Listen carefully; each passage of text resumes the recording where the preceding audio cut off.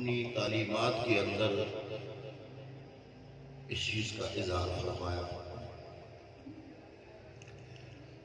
ایک انسان کے لیے اس کی بیوی زندگی کا ساتھی ہوتی ہے، پیاری ہوتی ہے۔ حضرت عبداللہ ابن عمر حضرت عمر فاروق کے بیٹے ہیں۔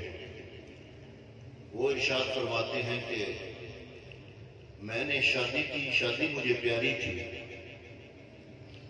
میرے والد محترم حضرت عمر فاروق کو وہ میری بیوی پسند نہیں تھی۔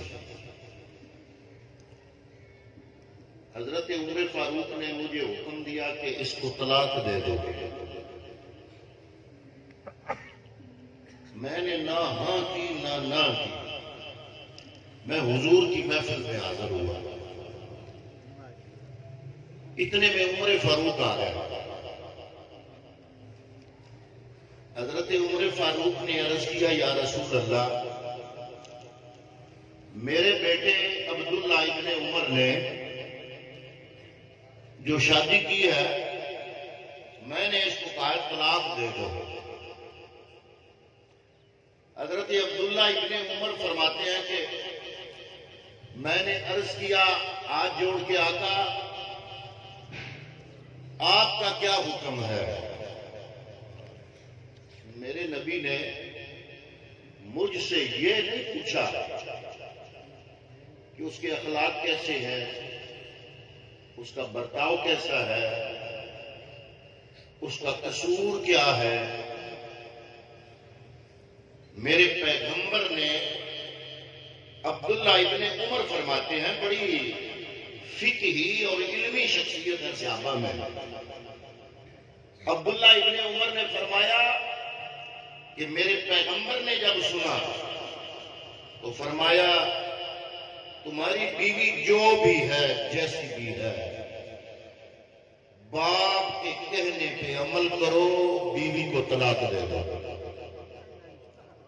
حضرات محترم، یہ عام شخصیت نہیں جس کی محفل میں یہ فیصلے ہو رہے ہیں، یہ وہ پیغمبر ہے جس نے اپنے صحابہ سے سوال کیا۔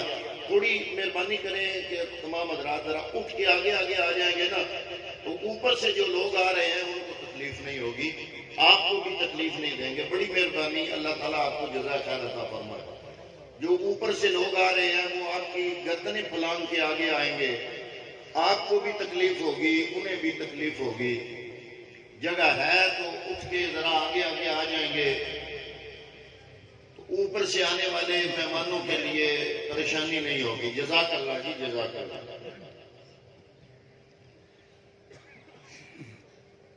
حضرات محترم، اب یہ کوئی محفل عام دنیا دار بندے کی محفل نہیں، کوئی بادشاہ نہیں، کوئی کچہری نہیں، کوئی عدالت عام نہیں۔ عدالت ہے نبیوں کے امام کی اور اس پیغمبر کی جس نے ارشاد فرمایا تھا صحابہ سے کہ مجھے بتاؤ کہ اللہ کی اس کائنات میں حلال چیزوں میں میرے رب کے نزدیک سب سے ناپسندیدہ شے کیا ہے؟ یہ سوال کیا تھا پیغمبر اسلام نے اپنے صحابہ سے کہ اللہ کی اس کائنات میں حلال چیزوں میں سے کون سی وہ چیز ہے جو رب کو ناپسند ہے حلال ہے رب کو ناپسند۔ تو صحابہ کی عادت نہیں تھی کہ سوال کا جواب آتا بھی ہوتا تھا تو صحابہ خاموش رہتے تھے، بلکہ عرض کرتے اللہ و رسولہ اعلم، اللہ جانے اور اللہ کا رسول جانے۔ تو صحابہ نے عرض کیا اللہ و رسولہ اعلم، اللہ جانے اور اللہ کا رسول جانے۔ تو میرے پیغمبر نے ارشاد فرمایا کہ رب کی اس بھری کائنات میں حلال چیزوں میں وہ چیز جس کو میرا رب ناپسند کرتا ہے وہ طلاق ہے۔ ہم تو معمولی گھر میں جھگڑا ہو تو فوراً یہ لفظ زبان پر لاتے ہیں، پھر بعد میں بڑے مسائل پہ بنتے ہیں۔ پھر میرے پاس تو روز ہی گروپ آئے ہوئے ہوتے ہیں کہ جناب غصے سے دے دی. میں نے کہا یہ ہوتی غصے سے ہے، ہنستے کھیلتے کوئی نہیں دیتا. غصہ رب نے پیدا کیا ہے تو مرد کی مردانگی غصے میں بہ جانا نہیں، مرد کی مردانگی غصے پہ کنٹرول ہے. بہرحال میں یہ عرض کر رہا ہوں کہ اللہ کی اس بڑی کائنات میں حلال چیزوں میں سے میرے رب کو جو شے ناپسند ہے وہ طلاق ہے. حضرت عبداللہ ابن عمر آپ فرماتے ہیں کہ میں نے عرض کیا یا رسول اللہ آپ کا کیا حکم ہے؟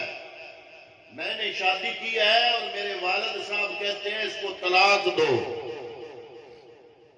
وہ پیغمبر جو طلاق سے نفرت فرماتے ہیں وہ عبداللہ ابن عمر کو فرما رہے ہیں طلاق دو، باپ کے کہنے پہ عمل کرو. یا رسول اللہ آپ نے تفصیل تو نہیں پوچھی کہ اس کی کوئی غلطی بھی ہے یا نہیں. فرمایا جہاں ایک انسان کے لیے باپ کا حکم آ جائے، باپ کے حکم کے سامنے بیوی کی کوئی حیثیت نہیں. بلکہ میرے مصطفیٰ نے فرمایا ردر ربے فی ردر والدین، اللہ کی رضا والدین کی رضا میں ہے. اور حضور کی حدیث پاک ہے، ترمذی شریف میں موجود ہے کہ اللہ نے فرمایا میں اپنے نافرمان کو تو ہو سکتا ہے قیامت کے دن معاف کر دوں. یہ حدیث ہے. رب فرماتا ہے میں اپنے نافرمان کو، کیونکہ میں رب ہوں، رحیم ہوں، غفار ہوں، ستار ہوں، رحمان ہوں، رحیم ہوں، اپنے گستاخ کو، اپنے نافرمان کو تو ہو سکتا ہے قیامت کے دن میں معاف کر دوں، پر والدین کے نافرمان کو میں رب معاف نہیں کروں گا. ایک اور حدیث پاک ہے، حضور نے فرمایا وہ بندہ جس کے نہ فرض اللہ قبول کرتا ہے نہ نفل قبول کرتا ہے، یہ وہ بندہ ہے جو والدین کا گستاخ ہے. میں اگر ساری گفتگو لپیٹوں سمیٹوں نا، وقت نازک ہے، وقت کے دامن میں اتنی وسعت نہیں کہ میں لمبی بات کروں. تو بندہ مرکب ہے دو چیزوں سے، ایک جسم ہے ایک روح ہے. جسم اور روح اس کے رشتے بھی کچھ جسمانی ہیں کچھ روحانی ہیں. جسمانی سارے رشتوں کا منبع والدین ہے اور روحانی سارے رشتوں کا مرکز محمد مصطفیٰ کی ذات ہے. بندہ دو چیزوں سے مرکب ہے نا، ایک جسم ہے ایک روح ہے. جسمانی سارے رشتوں کا منبع والدین ہے اور روحانی سارے رشتوں کا مرکز و محور محمد مصطفیٰ کی ذات. حضرت ابراہیم علیہ السلام کا واقعہ اللہ نے قرآن مجید میں بیان فرمایا. سورت کا نام بھی ابراہیم ہے. اس میں اللہ نے بالتفصیل حضرت ابراہیم کے حالات کو بیان کیا. اس ساری بحث کو اگر میں سمیٹوں نہ چند جملوں میں تو وہ یہ ہے کہ 90 سال تک ابراہیم کو اولاد نہیں ہوئی. یہ حضرت ہاجرہ جو مصر کا بادشاہ تھا نا، انہوں نے حضرت سارہ کو بطور کنیز ایک لونڈی ہبا کی. لیکن یہ نہ سمجھنا کہ حضرت ہاجرہ کوئی کنیز تھی. وہ قبطیہ خاندان کا جو بادشاہ تھا نا، اس کی شہزادی تھی، اس پہ حملہ کیا مصر کے بادشاہ نے، تو ادھر سے آئی یہ اس کے پاس، ابھی نابالغ تھی۔ تو جب حضرت سارہ کی طرف دست درازی اس نے کی، ہاتھ شل ہوا، قصہ لمبا ہے، میں ادھر جانا نہیں چاہتا، تو آپ کی دعا سے ٹھیک ہوا، 2-3 مرتبہ ایسا ہوا، تو اس نے بطور تحفہ یہ نابالغ ہاجرہ حضرت سارہ کو دی۔ حضرت ابراہیم اور سارہ مصر سے نکلے تو فلسطین میں آئے، کچھ سال گزرے تو حضرت سارہ، علماء یہ بیان فرماتے ہیں کہ اگر اللہ عورتوں میں سے کسی کو نبی بناتا نا، تو حضرت سارہ صرف صورت کی خوبصورت نہیں تھی، سیرت کی بھی خوبصورت تھی۔ سبحان اللہ۔ اور ایک نبی میں جتنے اوصاف ہونے چاہیے نا، علماء یہ لکھتے ہیں کہ حضرت سارہ میں ہی وہ سارے کمالات موجود تھے۔ سبحان اللہ۔ جب اولاد نہ ہوئی نا 90 سال تک، تو حضرت سارہ نے عرض کیا کہ یہ کنیز ہے میری، مجھے بادشاہ مصر نے دی تھی، میں آپ کو ہبہ کرتی ہوں، اس سے نکاح فرمائیں، اللہ ہو سکتا ہے اولاد عطا فرمائے۔ نکاح ہو گیا، اولاد ہو گئی، حضرت اسماعیل پیدا ہوئے۔ حضرت اسماعیل کے پیدا ہونے کے 13 سال بعد، نہ ایک روایت ہے 13 اور ایک روایت ہے کہ 30 سال بعد، یعنی حضرت ابراہیم کی عمر مبارک اس وقت 120 سال تھی، جب حضرت سارہ کو بھی رب نے بیٹا دینے کی بشارت عطا فرمائی۔ قرآن میں یہ سارا مضمون ہے۔ فرشتہ آ گیا، اس نے کہا میں آپ کو بیٹا دینے آیا ہوں اللہ کے حکم سے۔ انہوں نے ایسے انگلی جیسے عورتوں کی عادت ہوتی ہے ناک پہ رکھی ہے، میرا خامد 120 سال کا، میں 100 سال کی، تو بیٹا کہاں سے؟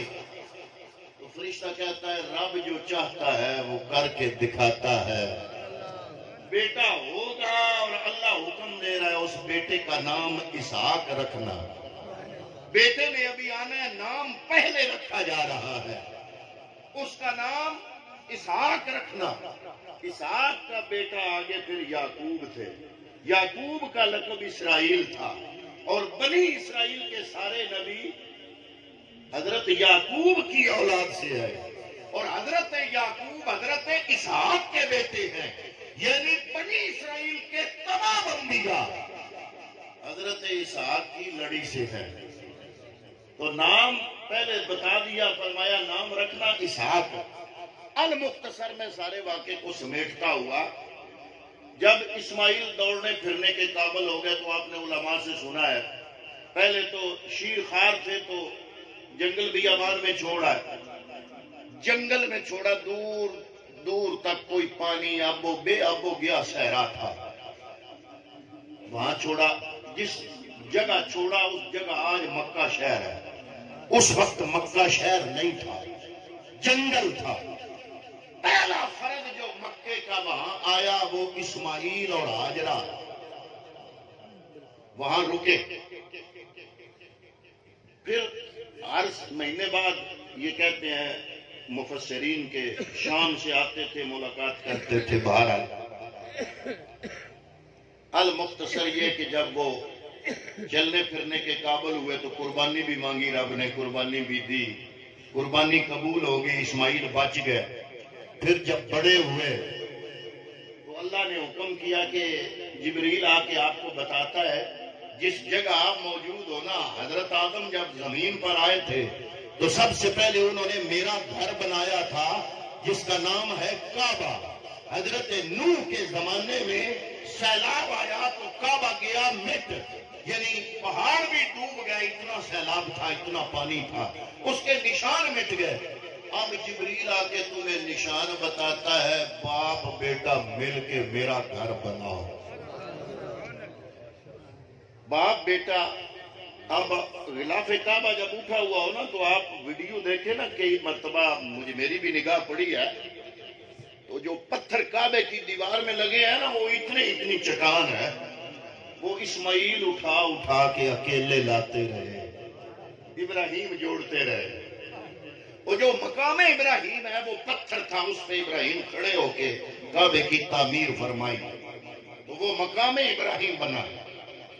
جب کعبہ ہو گیا مکمل تو ابراہیم کھڑے ہو گئے، انہوں نے کی دعائیں وہاں پہ کی ساتھ۔ میں ساری دعاؤں کا تذکرہ نہیں کرتا، بات لمبی ہو جائے گی۔ وہاں پہ جو آخر میں ابراہیم نے دعا کی نا کھڑے ہو کے، خانہ کعبہ بنانے کے بعد ابراہیم اور اسماعیل، ابراہیم کے ہاتھ اٹھے، اسماعیل نے ہاتھ اٹھائے، ابراہیم دعا مانگ رہے ہیں، اسماعیل آمین کہہ رہے ہیں، اور ابراہیم نے دعا کی، 7 دعائیں کی۔ وہ پہلے والی میں اگر تفصیل سے بیان کروں بات لمبی ہو جائے گی، محفل لمبی ہو جائے گی۔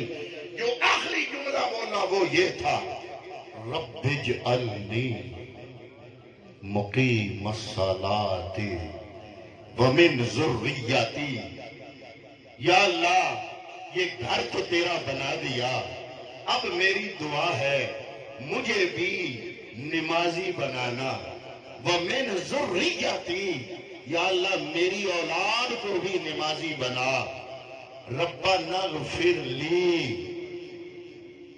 یا اللہ میری بخشش فرما، ولوالدی، یا اللہ میرے والدین کی بھی۔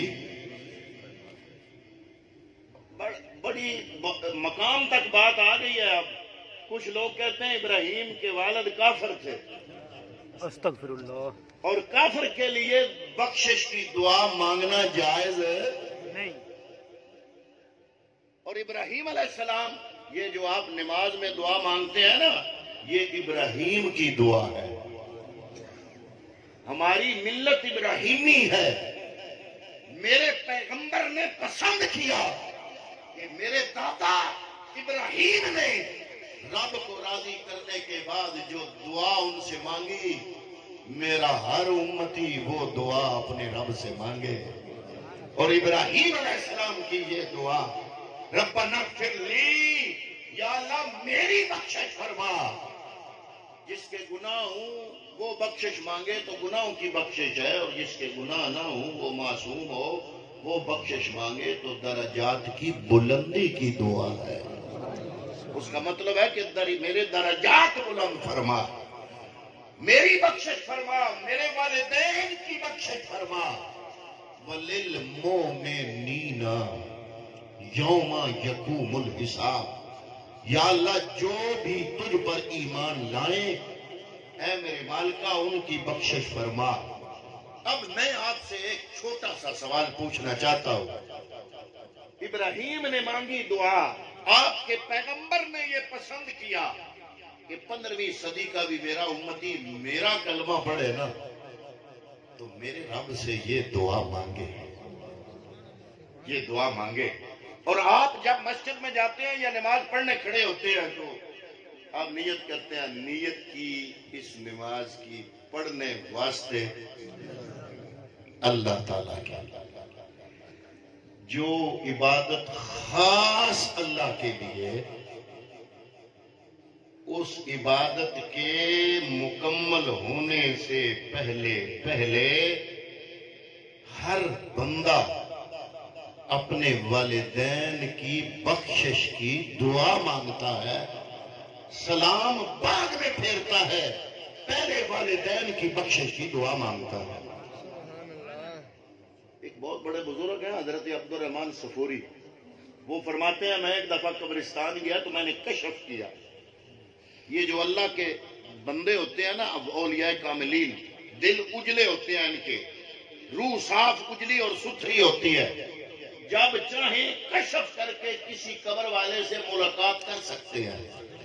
آپ فرماتے ہیں میں قبرستان گیا تو میں نے کشف کیا، تو میں نے کشف کے ذریعے پتا کیا کہ قبرستان میں جتنی قبریں ہیں نا، اکثر لوگ بڑے خوش ہیں، سفید کپڑے پہنے ہوئے ہیں، سامنے تھال ہے، ان میں سفید مکھن ٹائپ کی کوئی خوبصورت سی چیز ہے جس کو وہ کھا رہے ہیں، اور ایک بندہ سائیڈ پہ بیٹھا ہے، اس کے کپڑے بھی گندے ہیں، اس کے لیے کھانے کے لیے بھی کچھ نہیں، اور وہ پریشان ہے۔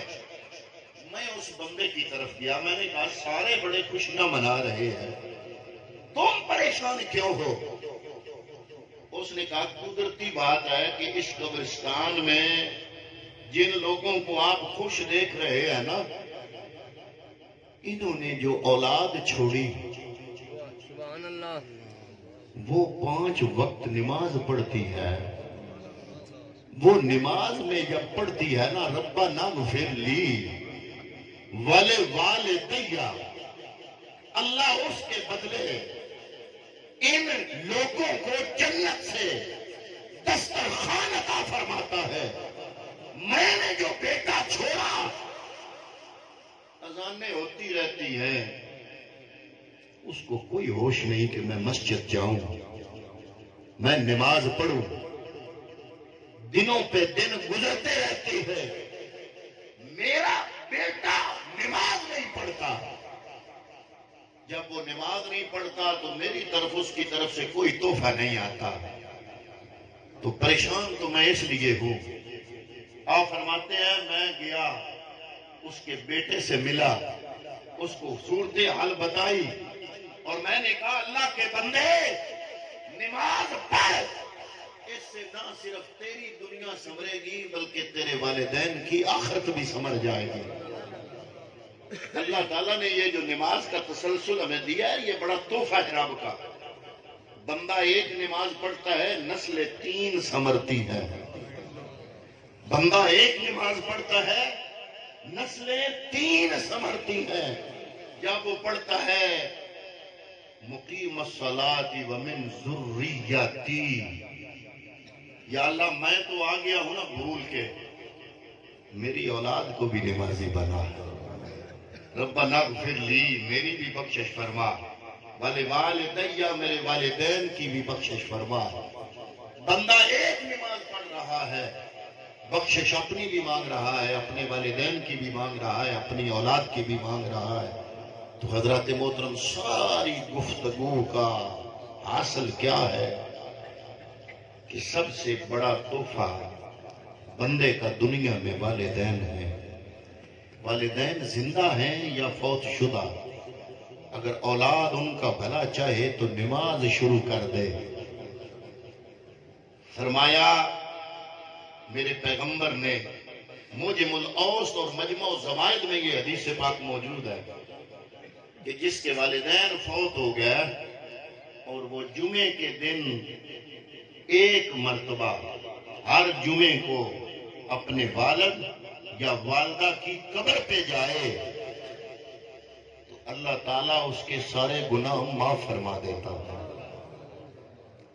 اگر آپ کے والدین زندہ ہیں، نماز پڑھو گے تو آپ کی دعا پھر بھی اثر کرے گی، اور اگر فوت شدہ ہیں، نماز پڑھو گے تو قبر کے اندر والدین کو میرا رب جنت سے تحفے عطا فرمائے گا۔ اور ایک اور حدیث پڑھ کے میں حیران ہو رہا تھا، میرے پیغمبر نے فرمایا تمہارے اعمال میرے پاس بھی جمعرات اور پیر کی شام کو آتے ہیں، اور تمہارے والدین کے پاس بھی آتے ہیں۔ تمہارے والدین کو بتایا جاتا ہے کہ آج تمہاری اولاد نے یہ نیکی کا کام کیا۔ حضرات محترم، پہلے والدین بھی ایسے ہوتے تھے جو اولاد کی تربیت ایسے کرتے تھے، جب والدین فوت ہوتے تھے تو وہ اولاد ان کے لیے صدقہ جاریہ بنتی تھی۔ مسلم شریف کی حدیث پاک ہے، فرمایا سارے اعمال منقطع ہو جاتے ہیں الا بثلاثۃ، 3 چیزوں کا ثواب ملتا رہتا ہے۔ ایک تو علم نافع کا ثواب ملتا ہے، ایک صدقہ جاریہ کا ثواب ملتا ہے، اور تیسرا فرمایا والد صالح یدعو لہ، جو اپنی اولاد چھوڑ کے آئے اور وہ اولاد اس کے لیے دعا کرے، تو فرمایا اس دعا کی وجہ سے وہ ثواب بھی مرنے کے بعد والدین کو قبر کے اندر ملتا رہتا ہے۔ تو حضرات محترم، پتہ یہ چلا کہ والدین کو اپنی اولاد کی تربیت صرف بڑے بڑے فیسوں والے سکول میں پڑھانا والدین کی ذمہ داری نہیں، بلکہ تربیت کرنا بھی ذمہ داری ہے کہ اپنی بڑے بڑے سکولوں میں اور بڑی بڑی فیسیں دے کر پڑھاؤ، بے شک پڑھاؤ، اسلام منع نہیں کرتا، اسلام علم حاصل کرنے کا حکم دیتا ہے، اعلیٰ یونیورسٹیوں میں پڑھاؤ، لیکن اپنی اولاد کی تربیت خود کرو تاکہ وہ نمازی بنے، اور آپ کے اس دنیا سے جانے کے بعد جب وہ نماز پڑھے تو 5 وقت آپ کے لیے اللہ کے حضور ربنا اغفر لی ولوالدی والی دعا مانگ کے آپ کی بخشش مانگے، اور اس کے نتیجے میں آپ کے لیے جنت سے میرا رب تحفے عطا فرمائے۔ تو حضرات محترم، یہ گفتگو بڑی وسیع ہے، اس پہ قرآن مجید کے بڑے واقعات ہیں، سورہ بقرہ کا واقعہ، اس کے پیچھے بھی والدین کا اثر ہے۔ حضرت ابراہیم اور حضرت موسیٰ کلیم اللہ اور حضرت خضر علیہ السلام کا جو واقعہ ہے، جو آپ نے وہ دیوار تعمیر کی، وہ بتایا کہ میں یہ اس لیے کر رہا ہوں کہ اس کے نیچے جو خزانہ ہے وہ ان یتیم بچوں کا ہے، کانا ابوہما صالحا، جس کا باپ نیک تھا۔ باپ نیک ہو تو آگے 7ویں پشت میں بھی میرا رب اس کی اولاد کے خزانوں کو محفوظ کرنے کے لیے موسیٰ اور خضر کی ڈیوٹی لگا دیتا ہے۔ اور کانا ابوہما صالحا، یہ 16واں پارے کا پہلا صفحہ ہے۔ فرمایا میں حضرت خضر نے کلیم اللہ کو کہا کہ میں یہ دیوار اس لیے بنا رہا ہوں، اس کے نیچے خزانہ۔ فرمایا تمہارا خزانہ؟ انہوں نے کہا میرا تو نہیں، یتیم بچوں کا۔ انہوں نے کہا یتیم بچوں کا، تو پھر ہمیں کیا؟ انہوں نے کہا کانا ابوہما صالحا، ان کا باپ نیک تھا۔ تو علماء مفسرین فرماتے ہیں سگا باپ نہیں تھا، وہ 7ویں پشت میں تھا جو نیک تھا۔ تو پتہ چلا قرآن سے کہ باپ نیک ہو، اللہ تعالیٰ 7 نسلوں کی حفاظت کرنے کے لیے اپنے پیغمبر حضرت موسیٰ اور خضر کی ڈیوٹی لگا دیتا ہے۔ حضرات محترم، آج معاملہ دونوں طرف سے رہ گیا۔ آج والدین اولاد کی تربیت میں ناکام، اور اولاد اپنے والدین کی خدمت میں ناکام۔ آج کی ماں تو نہیں کہہ سکتی کہ بیٹا یہ کام نہ کیا تو میں تمہیں اپنا دودھ معاف نہیں کروں گی، یہ جملہ نہیں بول سکتی۔ اگر بولے گی تو بیٹا کہے گا کہ میں نے تیرا نہیں پیا، میں نے ڈبے کا پیا ہے۔ ماں جب اپنا دودھ پلاتی تھی تو بچے میں ماں کی روحانیت آتی تھی، ماں کی ممتا آتی تھی، ماں کی طاقت آتی تھی، ماں کی محبت آتی تھی۔ جب سے ہم نے یہ ماں کو دودھ پلانا چھڑوا دیا، بچوں میں روحانیت ختم ہو گئی۔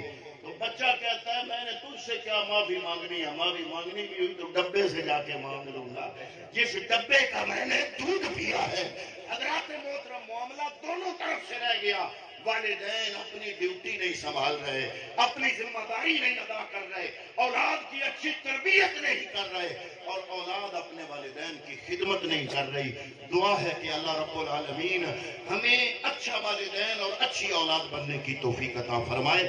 اللہ رب العالمین ان لفظوں کا صدقہ اس مرحوم سیٹھ محمد امیر مرحوم و مغفور کی بخشش و مغفرت فرمائے۔ اللہ رب العالمین مرحوم کی اولاد کو مرحوم کی جدائی پر صبر اور صبر پر عظیم اجر عطا فرمائے۔ وما علیہ الا البلاغ المبین۔